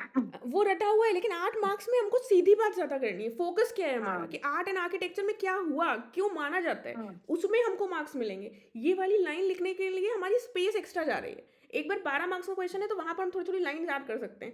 यहाँ पर हमारे पास कंटेंट बहुत ज्यादा है। इस क्वेश्चन को 12 मार्क्स में पूछा जाएगा तब हमारे पास फुल कंटेंट है। 8 मार्क्स में बोल दिया है मैंने इस आंसर को, तो वहां पर हमको टू द पॉइंट लिखने की कोशिश करनी है, ठीक है। ओके और बताओ, और कुछ? मैम, ये जो मुझे इंट्रो में शायद लिखना चाहिए था कि लेकिन कंक्लूजन में मुझे याद आया कि the empire founded by Shri Gupta is celebrated as the golden age of India due to advancement in art, literature, science and education. ठीक है, मतलब वही बात को, कहानी को जिसमें हाँ। लिख दिया। ठीक है, ठीक है। इसके अलावा कोई और बताएगा?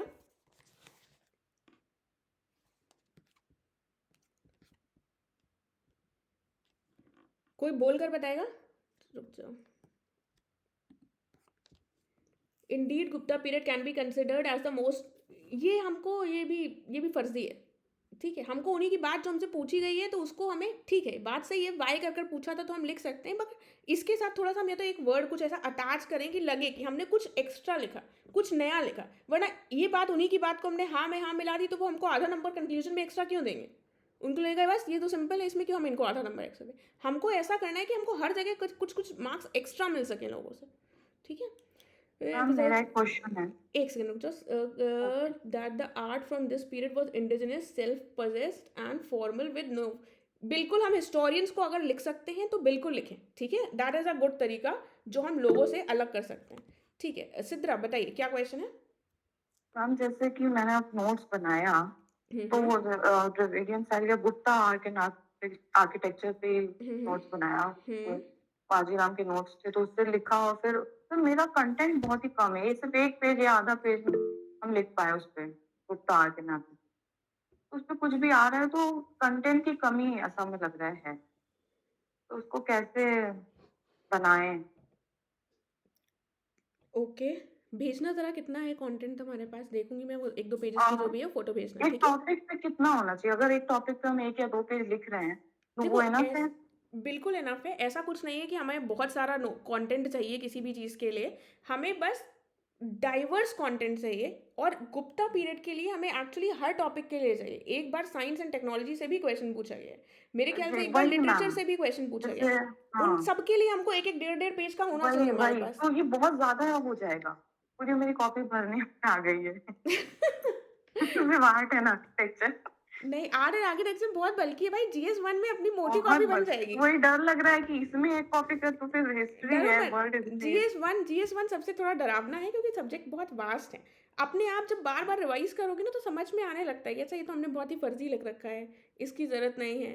कीवर्ड से रिवाइज करोगे तो पेशेंस के साथ करते रहो, चीज़ें हो जाएंगी, ठीक है।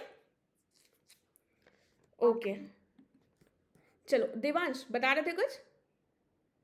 हाँ, ये आर्ट एंड कल्चर पॉइंट अपने याद आप आ में रहा था कि ये इसमें हो सकता है क्या, issue of golden coins by Gupta which means their economy was flourishing. ठीक है, बट देन इकोनॉमी का पॉइंट नीचे आएगा, ठीक है ना देवांश? यस मैम, हाँ यस मैम। हाँ, art and culture yes, anxiety anxious करने वाला ही सब्जेक्ट है ये, क्योंकि बहुत ही फर्जी सब्जेक्ट है। इसको थोड़ी चीज़ें जो थीम्स बताई हैं उस पर फोकस करके करो तो इतना टफ नहीं लगेगा, लर्न हो जाएगा। कोई और बता रहा है? कोई और बताएगा कुछ पॉइंट्स? चलो अब इसको हम सम अप के, अभी रुक जाना, भागना मत, हिंदी के क्वेश्चंस पूछने बचे हैं, ठीक है, तो प्लीज़ पेशेंस। विकास बताइए। जो मैम पहले हो चुके उसके अलावा जो भी पॉइंट्स को बताने ना, जैसे कि आर्ट एंड जो पहले हो चुका है उसको भी पूरा बता दो, पूरा सम अप कर दो, पूरा बता दो क्या पॉइंट था। इंट्रोडक्शन दे दिया हमने, अब इसके हम बताएंगे क्यों गोल्डन एरा कहा जाता है। तो हम सब पहले तो हम डालेंगे Gupta period as the golden age, ये हमारी हेडिंग, ठीक है। फिर हमने पहला पॉइंट क्या लिया? Development of art and architecture, ठीक है। आर्ट एंड आर्किटेक्चर में क्या उदाहरण देंगे हम? आर्ट एंड आर्किटेक्चर मैम वैसे तो इसमें ये टेम्पल आर्किटेक्चर वाला जो पार्ट है ये वाला लिख देंगे। फिर टेम्पल आर्किटेक्चर का उदाहरण क्या है? अजंता एलोरा जो टेम्पल आर्किटेक्चर इसका था, उन्होंने बनाया था उस समय, ये कुछ समय का मतलब। फिर भीतरगांव दशावतार टेम्पल, इनके एग्जांपल। भीतरगांव फिर लिटरेचर में भीतरगांव टेम्पल का है ललितपुर में, दशावतार का है झांसी। अच्छा कुछ कानपुर में भी है क्या? मैम भीतरगांव कानपुर में। भीतरगांव कानपुर में, भीतरगांव कानपुर में, सॉरी दशावतार ये झांसी में। ठीक है, इसमें से ब्रिक्स वाला कौन सा है? ये भीतरगांव वाला है। भीतरगांव वाला है। इसके बाद गुप्ता पीरियड की बात हो रही है, यूपी की तो बात हो नहीं रही है, ये तो यूपी के उदाहरण हो गए। नचना कुठार का भी एग्जाम्पल दे सकते हैं क्या? अभी 8 मार्क्स का इतना नहीं दे पाओगे, लेकिन पूछ रही हूँ बस। नचना कुठार कहाँ है? एमपी वाला, एमपी, पन्ना एमपी, ठीक है। तो दो हमारे पास एग्जाम्पल्स हैंडी होने चाहिए। आर्ट एंड आर्किटेक्चर में हमने और क्या बताएंगे? एक हमने टेम्पल आर्किटेक्चर की बात कर ली, केव्स की बात कर ली, ठीक है, अजंता एलोरा, ठीक है। उसके बाद क्या बताएंगे? आर्ट एंड आर्किटेक्चर में टेम्पल्स हो गए, केव्स हो गए, म्यूरल उसके बाद पेंटिंग्स, ठीक है, आ गई म्यूरल पेंटिंग्स, आ गई। पेंटिंग उसके बाद पेंटिंग्स वगैरह हो गई। ठीक है, पेंटिंग्स आ गई। इसके बाद हम कुछ कॉपर की कुछ इमेज भी है क्या बुद्धा की, ऐसा कुछ भी है क्या? स्कल्पचर की बात बुद्धा करेंगे, वेरी गुड, सुल्तानगंज में। तो जब हम आर्ट एंड आर्किटेक्चर लिख रहे हैं तो हम ऐसा ना हो टेम्पल आर्किटेक्चर ही तक सीमित हो जाएं, हम टेम्पल आर्किटेक्चर को भी इंक्लूड करें, हम स्कल्पचर को भी इंक्लूड करें, केव पेंटिंग्स, म्यूरल पेंटिंग्स जो एलोरा एजेंटा केव वाले आर्किटेक्चर है उसको भी इंक्लूड करें, ठीक है। तो डाइवर्स होना चाहिए। अगेन म्यूट कर लो भाई। तो डाइवर्सिटी बहुत इंपॉर्टेंट है, भले ही 8 मार्क्स का हो, हम लिख कीवर्ड पाए, लेकिन डाइवर्स रखना है हमको, ठीक है। आर्ट एंड आर्किटेक्चर हो गया, फिर क्या बचा? लिटरेचर में जाएंगे। हाँ, इसमें लिटरेचर कुमार में गुप्त जाएंगे। ने जो हाँ, नालंदा यूनिवर्सिटी के बारे में बताएंगे। उसके बाद जो जैसे कालिदास के जो कंपोजिशन है, ये रघुवंशम, उद्यान शाकुंतलम। ठीक है, कालिदास का बता दिया, और क्या बताएंगे? ये यूनिवर्सिटी के बारे में बताया, नालंदा यूनिवर्सिटी में सब डिस्ट्रीब्यूशन बहुत ज्यादा एजुकेशनल, नालंदा तक्षशिला एजुकेशनल बता देंगे। लिटरेचर में हम बेसिकली लिटरेरी सोर्सेज पर बात करेंगे ना, कालिदास का बताकर सीमित हो जाएंगे क्या? पंचतंत्र बताएंगे विष्णु शर्मा की। थोड़ा सा यहाँ पर भी, हाँ यहाँ पर भी हम थोड़ा सा डाइवर्स रखने की कोशिश करेंगे। हम और क्या बता सकते हैं यहाँ पर लिटरेचर में? पुराण और स्मृतियों का पूरा कंपाइलेशन स्टेज में देखते हैं, ठीक है, ये पॉइंट हो पुराना गया। समय इवॉल्व हुए थे, ठीक है। ज्यादातर लिखे गए थे। प्रयाग प्रशस्ति किसने लिखी थी? प्रयाग प्रशस्ति लिखे किसने लिखी थी? हरिसेन। हरिसेन ने लिखी थी। तो हम कुल मिलाकर लिटरेचर में भी डाइवर्स रहेंगे। हमने आर्ट एंड आर्किटेक्चर कर लिया, फिर हम लिटरेचर में आ गए। तीसरा हमारा क्या आएगा? साइंस एंड टेक के बारे में बताएंगे। साइंस एंड टेक के बारे में, जो सबसे इंपॉर्टेंट है, हम सबसे भाव उसी को दे रहे हैं। साइंस एंड टेक पर एक क्वेश्चन अपने आप अलग पूछा जा चुका है, तो इसके लिए आपके पास अलग से नोट्स होने चाहिए। यहाँ पर तो ज़्यादा नहीं इलाबोरेट कर पाओगे। सबसे ईजी और सबसे साइंटिफिक एडवांसमेंट में किसका नाम आएगा विकास स्टार्टिंग में? आर्यभट्ट के बारे में बताएं। आर्यभट्ट की कौन सी किताब में क्या बताएं? आर्यभट्ट ये मेनली जैसे एग्जैक्ट नहीं याद रहता, लेकिन इसमें मेनली ये जो एस्ट्रोनॉमिकल है कि ग्रेविटेशनल के बारे में, और ये सन जो सेंटर में है और उसके चारों तरफ वो घूम रही है, रिवॉल्व कर रही है अर्थ। जीरो हीरो का कुछ किए हैं क्या?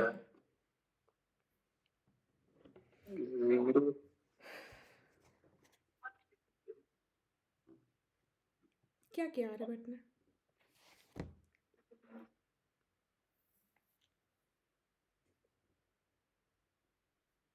चलो, आर्यभट्ट ने इतना, मतलब आर्यभट्ट इतने हल्के हैं, कुछ भी नहीं किया क्या?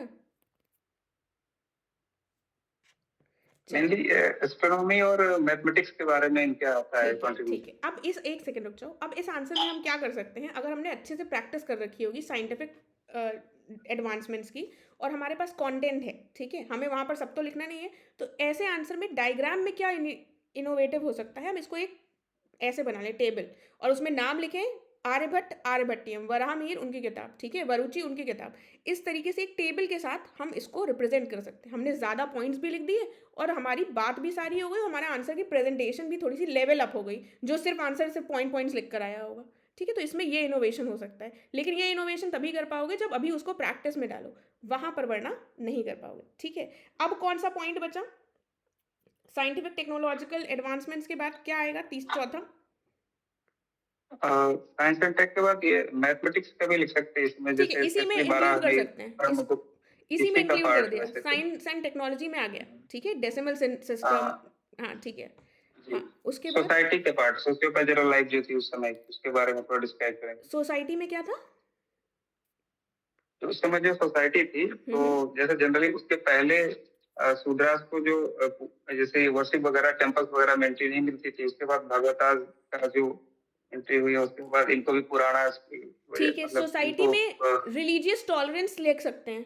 खुद वो कौन से वैष्णव धर्मानुयायी थे गुप्तास, लेकिन हम रिलीजियस टॉलरेंस देखते हैं। तो ये हमें यहाँ पर वाई बताना है गोल्डन पीरियड का, यहाँ पर कुछ नेगेटिव वाला तो बताना नहीं है कि सोसाइटी में महिलाओं की दशा ये थी वो थी, ये सब तो बताना नहीं है। रिलीजियस सोशियो रिलीजियस पॉइंट में रिलीजियस टॉलरेंस, सोसाइटी में ये वाला पॉइंट। यहाँ पर हम सोशल, उसमें एजुकेशनल इंस्टीट्यूट जो आपने स्टार्टिंग में लिटरेरी में बताए थे, वो यहाँ पर हम डाल सकते हैं कि सेंटर्स थे तक्षशिला और नालंदा। तो हमारा एक एजुकेशन वाला पॉइंट सोशल से निकल आएगा। ये 4 पॉइंट हो गए, ठीक। पहला पॉइंट हो गया हमारा, कौन सा था विकास? पहला पॉइंट पहला आर्ट एंड आर्किटेक्चर वाला। Art and architecture. दूसरा लिटरेचर। ठीक है, तीसरा तीसरा science and tech, science and tech, चौथा मैथमेटिक्स, चौथा सोसाइटी के बारे में, social cultural socio life religious हो गया। पांचवा एक पॉइंट हम एडमिनिस्ट्रेटिव या फिर पॉलिटिकल उससे दे सकते हैं। ठीक, इसमें क्या बता सकते हैं? हाँ, इसमें मैम जैसे कि हम बताएंगे कि जो पोस्ट मौर्य, अगर कोई उसके बाद फ्रेगमेंटेशन हो गया पूरा एम्पायर का, उसके बाद अगर किसी ने पूरे इंडिया को मतलब एज ए एक यूनिट अगर उसको बनाया तो वो गुप्ता थे। उन्होंने पूरा इंडिया को एक एज ए मतलब शेप किया कि एक कंट्री फॉर्म में। तो ठीक एक है, मतलब ठीक है। तो 8 रेगुलर मार्क्स के क्वेश्चन एडमिनिस्ट्रेशन। में अगर हमको 5 सब हेडिंग्स मिल गई हैं और उसके लिए हमारे पास अच्छा खासा कंटेंट है तो मोर देन इनफ हमको मार्क्स मिल जाएंगे, अच्छे खासे मैम मार्क्स। मेडिकल फील्ड में जैसे कि चरक सहनता, सुश्रुता सहनता, इसका भी मेंशन कर दो। हाँ, साइंस जो हमने साइंस वाला लिखा ना, वैज्ञानिक उपलब्धियां जो हम लिखेंगे, वैज्ञानिक और तकनीकी वाला, उसमें जैसे ये वाला पॉइंट भी लिख सकते हैं और हम आयरन पिलर का भी लिख सकते हैं कि मेटलर्जी जो सुमन ने पॉइंट्स बताए हैं, ये सारे हम पॉइंट्स लिख सकते हैं। लेकिन हमको ये ध्यान रखना है कि साइंस और टेक्नोलॉजी वाला एक ही पॉइंट है, उसी पर पूरा क्वेश्चन नहीं है। ठीक है, तो हमको सारी चीज़ों को कवर करने पर फोकस करना है कि इंस्टेड ऑफ कि हम साइंस और टेक्नोलॉजी पर ही पूरी कहानी लिखते हैं। तो उसमें लिमिटेड पॉइंट्स में कुछ 3-4 हमने पॉइंट्स बता दिए, मोर देन एनफ होंगे। ठीक है, पॉलिटिकल स्टेबिलिटी थी, वेरी गुड। पहला एक हमारा, उसके बाद मौर्यास के बाद इतना शक्तिशाली एम्पायर ग्रो किया था, ये सारे पॉइंट्स हो जाएंगे हमारा। अब कंक्लूड कैसे करेंगे, इसका कंक्लूजन क्या होगा? ठीक है रमन, अच्छा पॉइंट है। और वो सुमन, यस, ये पॉइंट्स हम लिख सकते हैं सोशियो रिलीजियस वाले पॉइंट में। ठीक है, सब रिलीजियस टॉलरेंस यही हो जाएगा। कंक्लूड कैसे करेंगे इस मैम कोर्स को? कॉइन के बारे में लिख सकते हैं कि इसमें सबसे ज्यादा जो हाँ, कॉइन ट्रेड, थी, हाँ, although उसकी जो इकोनॉमिक, प्योरिटी थी कम थी, लेकिन सबसे ज्यादा गोल्डन पीरियड की बात कर रहा है। हाँ वहां पे जैसे हाँ, गोल्डन सबसे देवांश ज्यादा ने, कॉइन्स इन्होंने इशू किए हाँ, थे चंद्रगुप्ता में। देवांश ने स्टार्टिंग इकोनॉमी और ट्रेड से की थी, तो वो हमारा छठा पॉइंट हो जाएगा। ठीक है, हम रेलेवेंस के हिसाब से हमेशा पॉइंट्स लिखेंगे, तो यहाँ पर हम 5वें या छठे पॉइंट पे इकोनॉमी और ट्रेड लिख सकते हैं, जो ये देवांश ने पॉइंट्स बताए थे और जो विकास ने पॉइंट्स बताए। ठीक है, अब 6 पॉइंट से ज़्यादा बियॉन्ड जाने की ज़रूरत भी नहीं है और इसमें हमने सब कुछ कवर कर लिया। ठीक है, और कुछ बचा क्या? चल, अब इसको अनुप्रिया क्या कह रहे हो?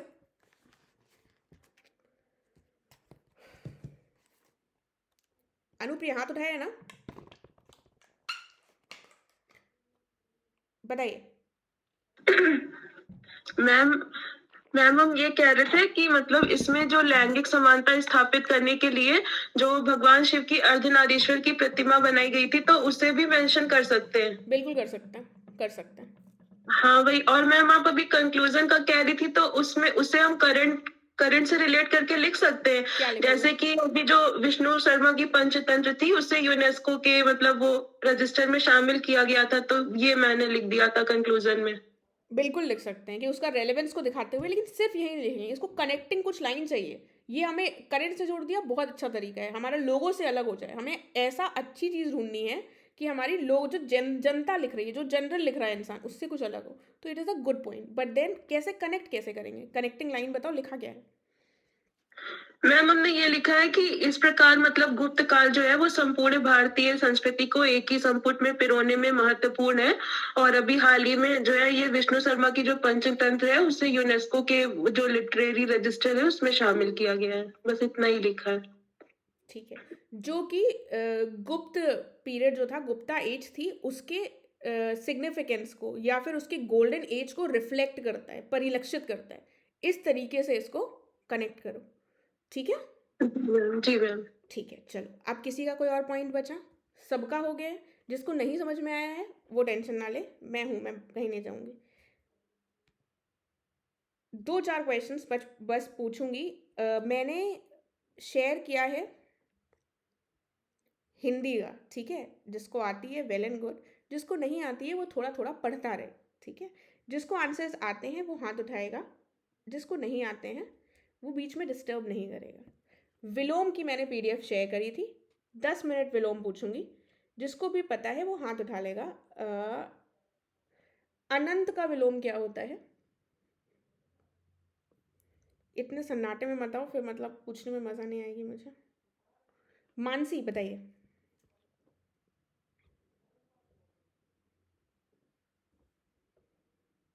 मेरी आवाज़ चली जाती है क्या?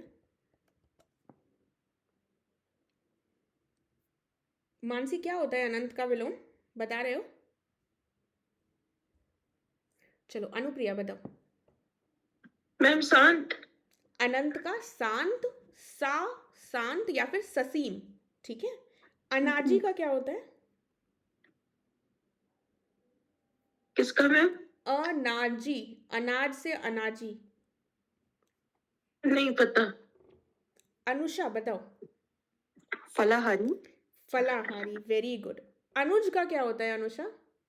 अग्रज। Very good. किसका होता है अग्रज? अनुज। अनुदार का क्या होता है? उदार। उदार। अधिकतम? न्यूनतम। अधिकतम का न्यूनतम या फिर अल्पतम, ठीक है। अच्छा। अथाह का क्या होता है? अथाह? मतलब जिसका फिर कोई हो, सीमा हो, तो क्या बोलेंगे उससे? जिसकी अथाह, जिसकी कोई सीमा ना हो। हाँ मतलब उसका उल्टा फिर ये हो जाएगा जिसकी सीमा हो। था। था या फिर पता नहीं मैम। छिछला? छिछला। था के लिए मैं नहीं अच्छा। श्योर हूँ, लेकिन किताब में छिछला दिया हुआ है। अथाह का छिछला। था होगा कि नहीं एक बार चेक कर लेना, ठीक है। छिछला। ओके। उसके बाद छिछला। अज्ञ का क्या होगा? विज्ञ और प्रज्ञ। Very good. अज्ञ का विज्ञ। अटल का क्या होगा? अटल? टल। सॉरी। ढुलमुल या फिर डामाडोल? डामाडोल। डामाडोल, ठीक है। डामाडोल में क्या, कौन सी वो लगेगा? चंद्र बिंदु लगेगी क्या? डावाडोल नहीं मैम। लगेगी। अच्छा। चंद्र ओके। बिंदु यही होती है ना, लगेगी डामाडोल, ठीक है। ओके। अच्युत का क्या होता है? च्युत। च्युत, ठीक है। अतुल? तुल। तुल। तुल्य? तुल्य। हाँ तुल्य। तुल्य। अतुल का क्या होगा? तुल्य। तुल्य। अंतर्द्वंद का क्या होगा? बहिर्द्वंद। बहिर्द्वंद। अंतरंग का? बहिरंग। Very good. अंत? अंत अभी जो आपने बताया था, नहीं नहीं, अंत का आदि। अंत का आदि, ठीक है। अंगीकरण का क्या होगा? अनंगीकरण। अनंगीकरण, ठीक है। अंधेरा का क्या होगा? प्रकाश उजाला। ठीक है। अक्षत? अक्षत। क्षत। नहीं अक्षत पता का नहीं मतलब। विक्षत, ठीक है। विक्षत। अक्षत का विक्षत। अगवाड़ा?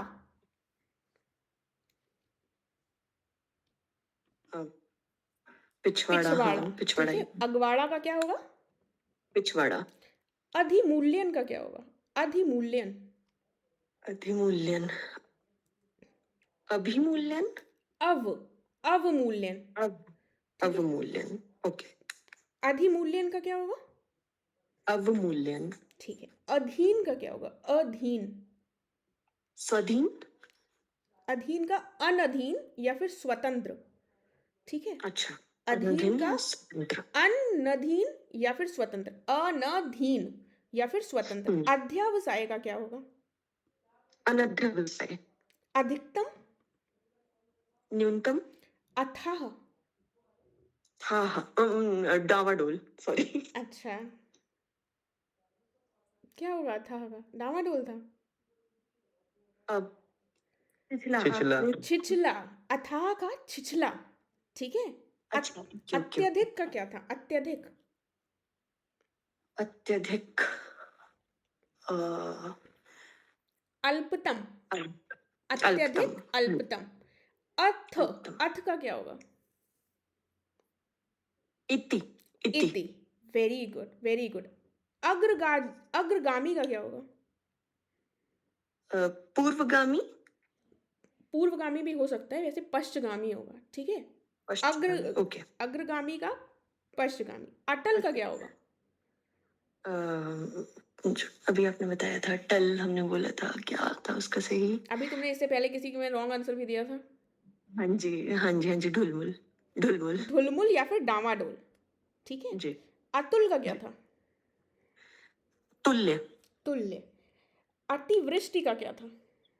अनावृष्टि। अच्युत? च्युत। अग्नि? जल। अग्नि जल, वेरी गुड। अक्षम? सक्षम। Very good. अक्षत? विक्षत। विक्षत। अक्षत, पूजा में अक्षत जब भी आप चढ़ाना तो उसका पर्याय, उसका विलोम याद रखना, विक्षत। अकर्मक। सकर्मक। अकंटक। सकंटक। अकंटक का है कंटकित, ठीक अच्छा, है। कंटकित। अकंटक का क्या है? कंटकित। अंतिम का क्या है? प्रथम। अंतिम का क्या होगा? अनंतिम या फिर आरंभिक, ठीक है। अच्छा, अनंत अंतिम या का आरंभिक। अनंतिम याद रख लो, अंतिम का अनंतिम, ठीक है। अंत का क्या देखा था? अंत का हम लोगों ने देखा था आदि। आदि। आदि, हाँ। आदि आदि। ठीक है। अंगीकरण का क्या था? अनंगीकरण। Very good. अनुग्रह का क्या होगा? विग्रह। विग्रह। अनुभूत। अनुभूत। तिरोभूत। अनुभूत इज अननुभूत, अननुभूत, ठीक है। अननुभूत। अनुमत का क्या होगा? विमत। अनुमत का अनुमत, मतलब अनुमत, अनुमत। अनुयायी का कौन होगा? अनुयायी, फिर फॉलोअर का अच्छा, अनुयायी।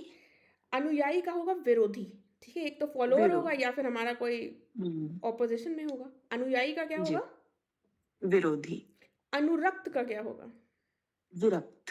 अनुरक्त का विरक्त। अनुरक्ति। विरक्ति। Very good. अनुराग। विराग। गुड। अनुरूप। प्रारूप। अनुरूप, अननुरूप, ठीक है। अननुरूप। उसके बाद अनुलोम क्या होगा? विलोम। अनुलोम विलोम, ठीक है। अनुशासित। अनुशासित। अनुशासनहीन, ठीक है। अनुशासित का उद्दंड भी हो सकता है। अनुशासित का अनुशासनहीन, ठीक है। उसके बाद अन्वय का क्या होगा? अन्वय का। अन्वय का अनन्वय, ठीक है। अनन्वय, ओके। अन आधा ना व य, अनन्वय। अन्विति का क्या होगा? अन्विति। अन्विति नहीं पता मैम। अनन्विति, ठीक है। अनन्विति, अनन्वित, ठीक है। उत्कर्ष का क्या होगा? ये बहुत बार पूछा गया है। उत्कर्ष। अपकर्ष। Very good. उत्कर्ष का क्या होगा? अपकर्ष। अपराधी का क्या होगा? निरपराधी, मतलब निरपराध। निरपराध, यस, इसीलिए इंपॉर्टेंट है। निरपराध होगा। अपराधी का निरपराध होगा, ई की मात्रा नहीं आएगी। अपराधी का निरपराध होगा। उसके बाद अभिमानी का क्या होगा? स्वाभिमानी। निरभिमानी। निरभिमान, ठीक है। अभिमानी का निरभिमान। कुछ कुछ और विलोम हो सकते हैं, अगर आपके पास कोई और किताब से है तो हो सकते हैं, तो उसकी टेंशन मत लेना। जो मेरे सामने है मैं उसी की बात कर रही हूँ, अनटिल अनलेस मैं दूसरे के लिए श्योर हूँ। अमर का क्या होगा? मर्त्य। मर्त्य, वेरी गुड। अर्जुन का? स्वज व्ययन। व्ययन। व्ययन। अर्जुन का व्ययन, ठीक है। अमीर का क्या होगा? गरीब। गरीब। अभिहित का क्या होगा? अभिहित। अभिहित नहीं पता मैम। अनभिहित। अनभिहित, ठीक है। अभिसरण का क्या होगा? सेंट्रीफ्यूगल, अनुसरण। अनुसरण। अनुसरण। अपसरण, ठीक है। अभिसरण का अपसरण, ठीक है। उसके बाद अभिलषित का क्या होगा? नहीं पता मैम। अभिलषित का अनभिलषित, गुड। जब एग्जाम में कुछ ना याद आए और कुछ लिखना जरूरी हो तो अन लगा दो, चांसेस रहते सही होने के। अर्पण का क्या होगा? अर्पण, ग्रहण। वेरी गुड, ठीक है। तेरा तुझको अर्पण और फिर ग्रहण। अल्प प्राण का क्या होगा? अल्प का उल्टा होता है बहु, बहुप्राण। महाप्राण। महाप्राण, ठीक है। अल्प प्राण का क्या है? महाप्राण। अर्थ का क्या है? अर्थहीन। अनर्थ, ठीक है। अर्थ अनर्थ हो जाएगा ना। अवनत क्या होगा? अवनत। उन्नत। उन्नत। उन्नत। अल्प प्राण क्या है? महाप्राण। अल्पज्ञ क्या है? बहुज्ञ। बहुज्ञ। अवर क्या है? अवर। प्रवर। अवर सेवा है ना हमारी, कौन सी है? अवर है कि प्रवर है? हमारी प्रवर होगी शायद, अपर मतलब, हाँ प्रवर ही होगी शायद। अवनी का क्या है? अवनी, अवनी धरती होती है तो अंबर होगा शायद। वेरी गुड, अवनी का अंबर। उसके बाद अवाक का क्या होगा? अवाक, अवाक, वाक, सवाक, अवाक सवाक, का सवाक, ठीक है। अस्तित्व का क्या होगा? अस्तित्वहीन, अस्तित्व का होगा, अस्तित्वहीन हो सकता है वैसे, लेकिन यहाँ पर क्या दिया हुआ है? यहाँ पर दिया हुआ है अनस्तित्व, ठीक है। तो अस्तित्वहीन एक बार चेक कर लेना, अस्तित्व यस, का अनस्तित्व। अस्त का क्या होगा? सूर्य मतलब उदय, उदय, अस्त का उदय। उसके बाद अविचल का क्या होगा? विचल, अविचल का भी डावाडोल और ढुलमुल हो सकता है। इससे पहले हमने किसका डावाडोल और ढुलमुल देखा था? अटल, अटल अटल का। का। तो अटल और अविचल दोनों में डावाडोल और ढुलमुल हो सकता है, ठीक है। ठीक है, तो मतलब ये दोनों पर्यायवाची हैं, अविचल और अटल। हाँ, ठीक है, लेकिन हर बार जो पर्यायवाची होते हैं उनका जो विलोम होता है वो सेम नहीं होता है, ठीक है। मतलब पर्यायवाचियों के विलोम हमेशा सेम नहीं होते। अल्पकालीन अच्छा, का क्या होगा? अल्पकालीन, बहुकालीन, अल्पकालीन का दीर्घकालीन, दीर्घकालीन, हाँ जी, दीर्घकालीन। दीर्घ, अर्थ का क्या होगा? अनर्थ और अर्थहीन। अर्थ, अर्थहीन। अर्थहीन अभी तुमने किसका बताया था इससे पहले? नहीं नहीं, वो अस्तित्वहीन बताया था हमने। अच्छा अच्छा। अर्थवान क्या था? अर्थवान का क्या होगा? अर्थवान, अर्थवान का अर्थहीन होगा, ठीक है, और अर्थ का होगा अनर्थ। अर्थवान का अर्थहीन होगा और अर्थ का क्या होगा? अनर्थ, और अर्थवान का क्या होगा? अर्थहीन, अर्थहीन। अर्वाचीन का क्या होगा? प्राचीन, प्राचीन। अल्प का क्या होगा? अल्प, बहु। अल्प का बहु। चलो ठीक है, इसको यहाँ पर एंड करते हैं। अब जिसको समस्या है वो रुक जाए, इसको नहीं समझ में आए बाकी लोग जा सकते हैं।